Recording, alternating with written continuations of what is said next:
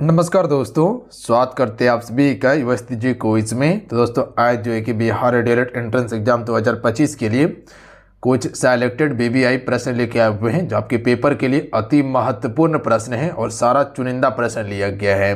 तो हर प्रश्न को आपसे याद जरूर कर लीजिएगा। जितने भी हैं सेलेक्टेड एक्सपेक्टेड क्वेश्चन है जो पेपर में पूछा जा सकता है। फ्रेंड आज की इस वीडियो को लाइक करके आप सभी शेयर अपने दोस्तों में जरूर कीजिएगा। अपना प्यार इस वीडियो को जरूर दीजिएगा। आप सभी जो भी चैनल पे पहली बार आए चैनल को जरूर सब्सक्राइब कर मत घंटे को प्रेस कर लीजिएगा ताकि जब भी क्लास हो नोटिफिकेशन आप सभी को प्राप्त हो सके। तो चलिए शुरू करते हैं।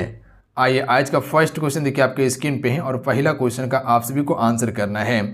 क्वेश्चन है कि अंतर्राष्ट्रीय जैव विविधता दिवस कब मनाया जाता है। देखिए हर क्वेश्चन के लिए आपको 5 सेकंड का समय दिया जाएगा। इतने समय में आप अपना आंसर नीचे कमेंट बॉक्स में बता सकते हैं, अन्यथा एक कॉपी में आप सभी आंसर को नोट कर सकते हैं। हो सकता है अगर आपके पास OMR शीट हो तो उस पर आप सभी रंगाते चलेंगे साथ में। क्वेश्चन है कि अंतर्राष्ट्रीय जैव विविधता दिवस कब मनाया जाता है। तो याद रखेंगे आप सभी ऑप्शन में बी करेक्ट आंसर हो जाएंगे। 22 मई को हर एक वर्ष अंतर्राष्ट्रीय जैव विविधता दिवस मनाया जाता है। भारत के राष्ट्रपति की आपातकालीन शक्तियां निम्नलिखित में से किस देश की देन हैं। राइट आंसर ऑप्शन में से हो जाएंगे जर्मनी के वीमर संविधान से लिया गया है। अगर सिंपल भाषा में कहा जाए कि आपातकालीन शक्ति कहां से लिया गया है तो जर्मनी देश के संविधान से आपातकालीन शक्ति लिया गया है, ध्यान रखिएगा। अच्छा, कनाडा से क्या लिया गया है तो संघात्मक विशेषता लिया गया है। अवशिष्ट शक्ति जो केंद्र के पास होता है वो लिया गया है, ध्यान रखिएगा। अमेरिका से आपका मूल अधिकार लिया गया है। अमेरिका से आपका मूल अधिकार लिया गया है, ध्यान रखिएगा। आप सभी क्लियर हैं। ऑस्ट्रेलिया से अगर बात किया जाए तो प्रस्तावना की भाषा समवर्ती सूची का प्रावधान लिया गया है ऑस्ट्रेलिया से। आइए अगला क्वेश्चन देखिए, क्वेश्चन नंबर 3। क्वेश्चन है कि मुख्य सत्कर्ता आयुक्त की नियुक्ति कौन करता है।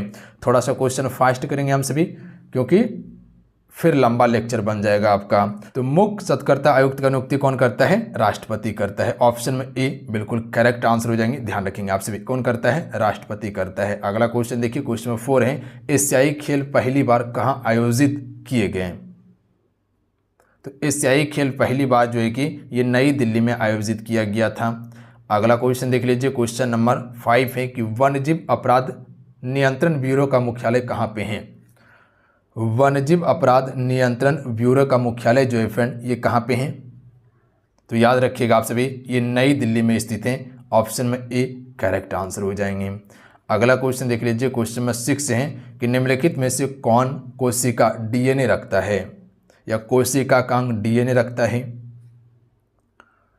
तो याद रखेंगे आप सभी option number D correct answer हो जाएंगे। जो भी ऑप्शन नंबर डी को टिक करें बिल्कुल करेक्ट आंसर है, माइटोकॉन्ड्रिया। माइटोकॉन्ड्रिया जो कि फ्रेंड DNA रखता है। अगला क्वेश्चन देखिए, क्वेश्चन में 7 है कि निम्नलिखित में से भारतीय राज्यों में से किससे कर्क रेखा नहीं गुजरती। आप सभी को पता होना चाहिए कि कर्क रेखा भारत के 8 राज्यों से होकर गुजरने वाली रेखा है। तो इनमें से कौन सी राज्यों से कर्क रेखा नहीं गुजरती, यानी कि हम सभी कह सकते हैं कि उत्तर प्रदेश से होकर कर्क रेखा नहीं गुजरती है। जो भी ऑप्शन में ए को टिक करें बिल्कुल करेक्ट आंसर है। जबकि मध्य प्रदेश, गुजरात और झारखंड। तो यहाँ से एक क्वेश्चन पूछा जाता है आपके पेपर में कि किस राज्य की राजधानी से होकर कर्क रेखा गुजरती है। तो ध्यान रखिएगा आप सभी झारखंड राज्य की राजधानी रांची से होकर गुजरती है कर्क रेखा। देखिए आपसे बताना चाहते हैं बिहार डीएलएड एंट्रेंस एग्जाम 2025 के लिए एप्लीकेशन पे लगातार क्लासेस चल रहे हैं जहाँ पर आपको topic wise classes, PDF, notes, e-book सारा चीज़ आपको दिया गया है और लास्ट में आपको ऑनलाइन टेस्ट सीरीज भी दिया जाएगा ताकि अपनी तैयारी को जांच पाइएगा। तो मिनिमम फी में अभी तैयारी करवा रहे हैं हम आप सभी को। तो जो भी ज्वाइन नहीं कर पाए किसी भी कारण से फटाफट ज्वाइन कर लीजिए, अभी से भी तैयारी कीजिएगा तो आपका तैयारी परफेक्ट हो जाएगा। क्योंकि वहाँ हम वही चीज़ें दिए हैं जो पेपर में पूछा जाता है, टू द पॉइंट चीज़ें दिए हैं। पढ़ने के लिए बहुत सारा चीज़ है बट बहुत सारा चीज़ पढ़ने से रिजल्ट नहीं होगा। क्या पढ़ना है ध्यान दीजिएगा, क्या पढ़ना है ये इंपॉर्टेंट नहीं है, क्या छोड़ के पढ़ना है ये इंपॉर्टेंट है। तो जाइए आपसे ज्वाइन कीजिए और तैयारी कीजिए अगर एक सीट पक्का करना है सरकारी कॉलेज में। एप्लीकेशन का लिंक डिस्क्रिप्शन में प्लस में कमेंट बॉक्स में पिन किया है। वीडियो बना दिए कैसे आपको ज्वाइन करना है, लिंक डिस्क्रिप्शन में दिया हुआ है। अन्यथा प्ले स्टोर पर जाइए युवा शक्ति JEE को भी सर्च करके ज्वाइन कर लीजिएगा डाउनलोड करके। अगला है दक्षिण पश्चिम मानसून निम्नलिखित में से किस प्रदेश में सर्वप्रथम प्रवेश करता है। Right answer option number D हो जाएंगे। राइट आंसर ऑप्शन में डी हो जाएंगे। ध्यान रखेंगे आप सभी, केरल राज्य में सबसे पहले जो है कि मानसून प्रवेश करता है। और आप सभी को पता होना चाहिए कि दक्षिण पश्चिम मानसून से सबसे अधिक वर्षा होता है भारत में, लौटती मानसून से तमिलनाडु में वर्षा होता है। अगला क्वेश्चन देख लीजिए, क्वेश्चन नंबर 9 है। चलिए इस क्वेश्चन का आंसर कीजिएगा, बिल्कुल आराम आराम से कीजिए, कहीं कोई दिक्कत नहीं होगा। रासायनिक उद्योग में कौन सा तेजाब मूल रसायन माना जाता है? राइट आंसर ऑप्शन में सी हो जाएंगे, सल्फ्यूरिक अम्ल को माना जाता है। ध्यान रखेंगे, जो भी ऑप्शन में सी को टिक करें बिल्कुल करेक्ट आंसर है। ध्यान रखेंगे सल्फ्यूरिक अम्ल। साथ साथ में आपसे क्या करेंगे, कॉपी में आंसर को नोट करते चलेंगे और लास्ट में देखेंगे कितने क्वेश्चन आपसे भी सही कर पा रहे हैं। प्रकाश की विद्युत चुंबकीय स्वरूप की खोज जो की थी वो किसने की? मैक्सवेल ने। ऑप्शन में सी राइट आंसर रहेंगे। ध्यान रखेंगे आप सभी, किसने किया था? मैक्सवेल ने किया था। अगला क्वेश्चन देख लीजिए, क्वेश्चन नंबर 11 है। क्वेश्चन है कि कौन सा कोशिका कांग केवल पादप कोशिकाओं में ही पाया जाता है? देखिए, जंतु कोशिका में कोशिका भित्ति, लबक और रिक्तिकाएं ये सभी नहीं पाए जाते हैं, ये सिर्फ पादप कोशिका में पाए जाते हैं।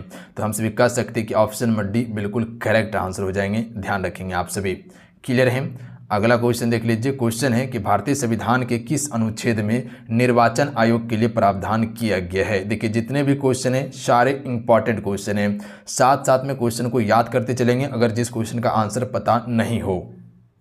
भारतीय संविधान के किस अनुच्छेद में निर्वाचन आयोग का प्रावधान किया गया है? तो आप क्या बोलिएगा, बिल्कुल 324 में किया गया है।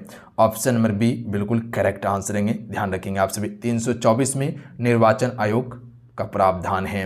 अगला है, मोहनजोदड़ो कहाँ स्थित है?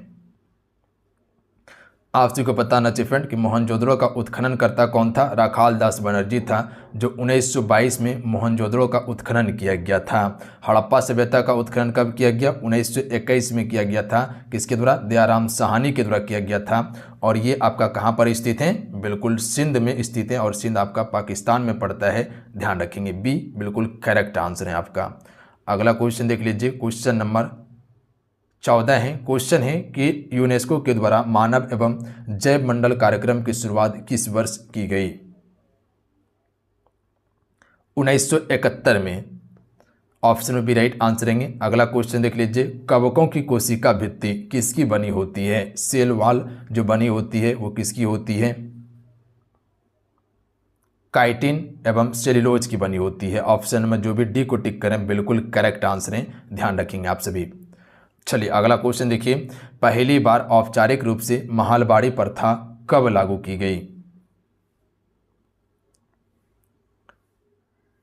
ये आपका 1822 में लागू किया गया था। ध्यान रखिएगा, पहली बार महलबाड़ी प्रथा जो लागू किया गया था कब किया गया था? 1822 ईस्वी में किया गया था। ध्यान रखेंगे आप सभी। अगला क्वेश्चन देख लीजिए, अधिकतम पोषक तत्व रक्त में कहाँ अवशोषित किए जाते हैं? अधिकतम पोषक तत्व रक्त में कहाँ अवशोषित किए जाते हैं? फ्रेंड, अगर यहीं से आपसे इसे क्वेश्चन अगर पूछ लिया जाए तो आपसे आंसर बताइएगा। चलिए आपसे को बताना है कि जैव विविधता संरक्षण अधिनियम कब लागू किया गया था। इसके बाद हम आपको आंसर निश्चित बताएंगे। अधिकतम पोषक तत्व रक्त में कहाँ अवशोषित किए जाते हैं? छोटी आंत में किए जाते हैं। जो भी ऑप्शन में सी को टिक करें बिल्कुल करेक्ट आंसर है। ध्यान रखेंगे आप सभी, कहाँ पे? छोटी आंत में। चलिए इस क्वेश्चन को पढ़िए, उसके बाद आराम से आंसर कीजिएगा। क्वेश्चन है कि भारत का नियंत्रक एवं महालेखा परीक्षक निम्नलिखित में से किस समिति के मित्र दार्शनिक और निर्देशक के रूप में कार्य करता है? यानी कि गाइडेंस के रूप में कार्य करता है। कौन? नियंत्रक एवं महालेखा परीक्षक। इसकी नियुक्ति राष्ट्रपति के द्वारा किया जाता है। राइट आंसर ऑप्शन में ए हो जाएंगे। ध्यान रखेंगे, ऑप्शन में जो भी ए को टिक करें बिल्कुल करेक्ट आंसर है। ध्यान रखेंगे, लोक लेखा समिति का। ऑप्शन में ए बिल्कुल राइट आंसर है। अगला क्वेश्चन है, किसी अवरोध की कोर से प्रकाश का मुड़ना क्या कहलाता है? किसी अवरोध की कोर से प्रकाश का मुड़ना क्या कहलाता है? तो इसे विवर्तन कहा जाता है। क्या कहा जाता है फ्रेंड? विवर्तन कहा जाता है। याद रखिएगा, ऑप्शन नंबर बी बिल्कुल करेक्ट आंसर रहेंगे। कन्फ्यूजन अन्यथा हो सकता है। अगला है, वे कौन सी दो धातुएं हैं जो सिल्वर रंग की नहीं होती? कौन सी दो धातुएं जो सिल्वर रंग की नहीं होती, वो कौन कौन सी हैं?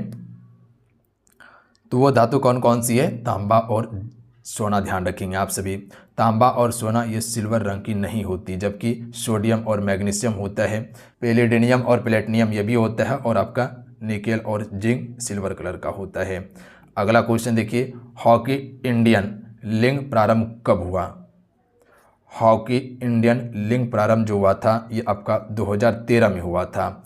याद रखेंगे, ऑप्शन में डी बिल्कुल करेक्ट आंसर है। अगर क्वेश्चन आपसे इसे पूछ लिया जाए कि हॉकी इंडियन लिंग कब प्रारंभ हुआ था, तो 2013 में प्रारंभ हुआ था। अगला क्वेश्चन देख लीजिए, क्वेश्चन नंबर 22 है कि निम्नलिखित में से किसके द्वारा भारत के नियंत्रक एवं महालेखा परीक्षक के पद का सृजन किया गया था?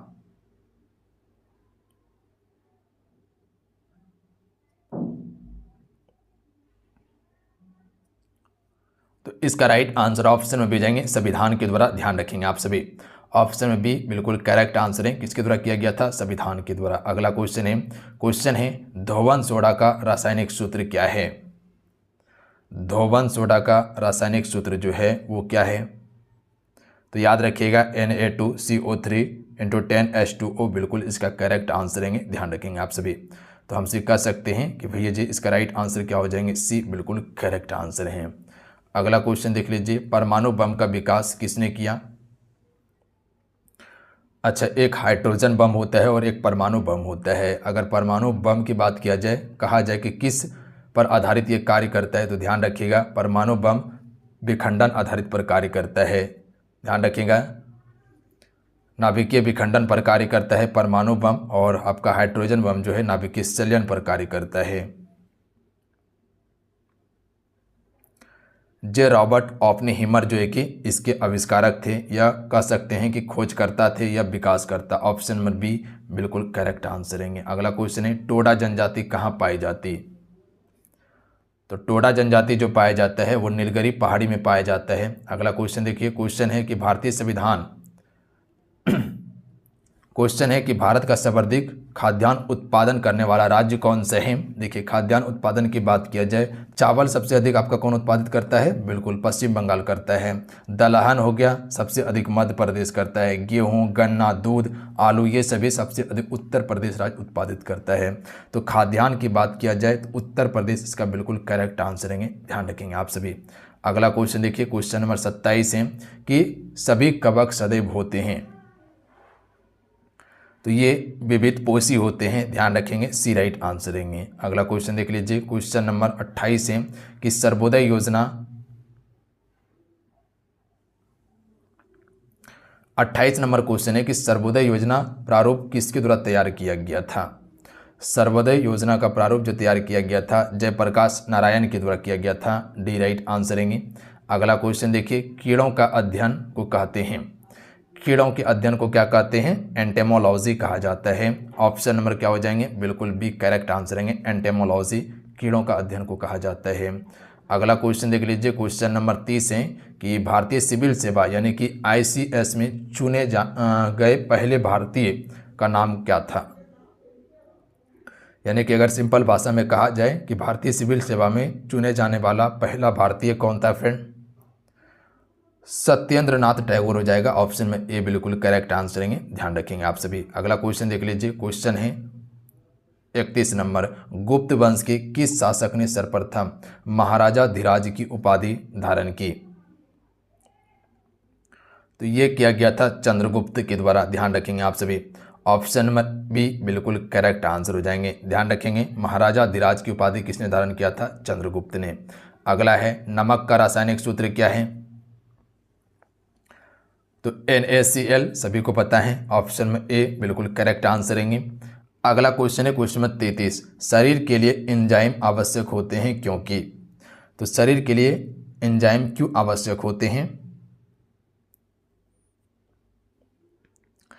ये जीव रासायनिक क्रियाओं के उत्प्रेरक हैं, इसी कारण से एंजाइम क्या होते हैं? शरीर के लिए आवश्यक होते हैं। तो हम स्वीकार सकते हैं कि इसका ऑप्शन नंबर डी बिल्कुल करेक्ट आंसर हो जाएंगे। ये जीव रासायनिक क्रियाओं के उत्प्रेरक होते हैं। अगला क्वेश्चन है क्वेश्चन नंबर 34। क्वेश्चन है कि राष्ट्रपति निम्न में से किस सूची के विषय पर अध्यादेश जारी कर सकता है?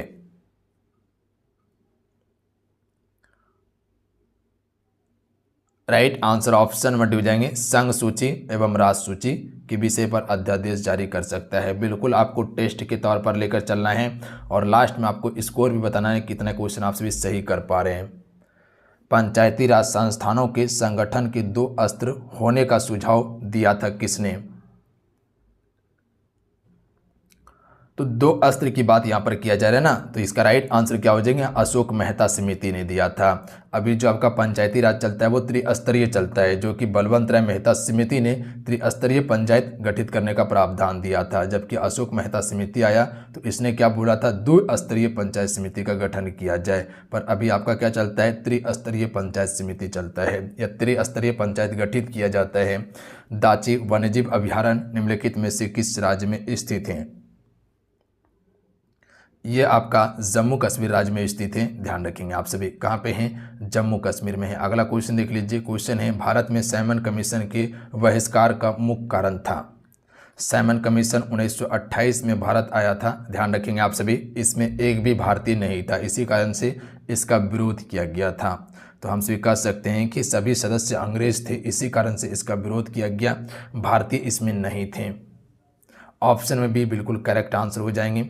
अगला है, प्रथम पंचवर्षीय योजना किस मॉडल पर आधारित था? योजना आयोग की स्थापना 1950 में किया जाता है और 1951 से लेकर 56 तक पहली पंचवर्षीय योजना चलता है। और ये पंचवर्षीय योजना जो है, पहला वाला हेरोड डोमर मॉडल पर आधारित था, ध्यान रखेंगे, और दूसरा वाला आपका पीसी महालनोबिस मॉडल पर आधारित था। अगला क्वेश्चन है क्वेश्चन नंबर 39। भारत में निम्नलिखित में से किस राज्य की तट रेखा सबसे लंबी है? अगर तट रेखा की बात किया जाए तो ये गुजरात राज्य का तट रेखा सबसे लंबी है, ध्यान रखेंगे आप सभी। और दूसरा सबसे लंबी तट रेखा वाला राज्य कौन सा है? आपका आंध्र प्रदेश है। तो ये भी अगर क्वेश्चन पूछा जाए तो आंसर ज़रूर कर लीजिएगा आप सभी। अगला है, भारत का सॉलिसिटर जनरल होते हैं एक प्रशासनिक अधिकारी होते हैं, ध्यान रखेंगे। ऑप्शन में ए करेक्ट आंसर रहेंगे। जो भी ऑप्शन में ए को टिक करें बिल्कुल राइट आंसर है आप सभी का। अगला क्वेश्चन देखिए, क्वेश्चन नंबर 41 है कि अल्बर्ट बिल विवाद किस वायसराय के कार्यकाल में उभरा था? तो अल्बर्ट बिल विवाद जो हुआ था ये रिपन के समय में हुआ था, ध्यान रखेंगे आप सभी। किसके समय में? रिपन के समय में। अगला क्वेश्चन है कि 1930 में पहली बार राष्ट्रमंडल खेल आयोजित किए गए थे कहाँ पे? तो पहली बार राष्ट्रमंडल खेल जो आयोजित किया गया था ये कनाडा में किया गया था, ध्यान रखेंगे आप सभी। बी करेक्ट आंसर रहेंगे। अगला क्वेश्चन देख लीजिए, क्वेश्चन नंबर 43 है कि राज्यसभा में विपक्ष का प्रथम नेता कौन था? कमला त्रिपाठी, ध्यान रखेंगे आप सभी। कमलापति त्रिपाठी, ऑप्शन में सी करेक्ट आंसर रहेंगे। जो भी ऑप्शन में सी को टिक करें बिल्कुल राइट आंसर है, कमलापति त्रिपाठी। अगला क्वेश्चन देख लीजिए, क्वेश्चन है कि हरित क्रांति का अर्थ क्या है?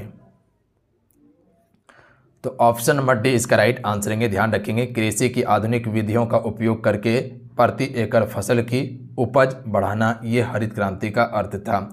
Doctor MS. स्वामीनाथन को हरित क्रांति का जनक कहा जाता है भारत में, और सबसे अधिक हरित क्रांति का प्रभाव जो पड़ा यानी कि खाद्यान्न में जो वृद्धि हुआ था गेहूं और चावल पे हुआ था।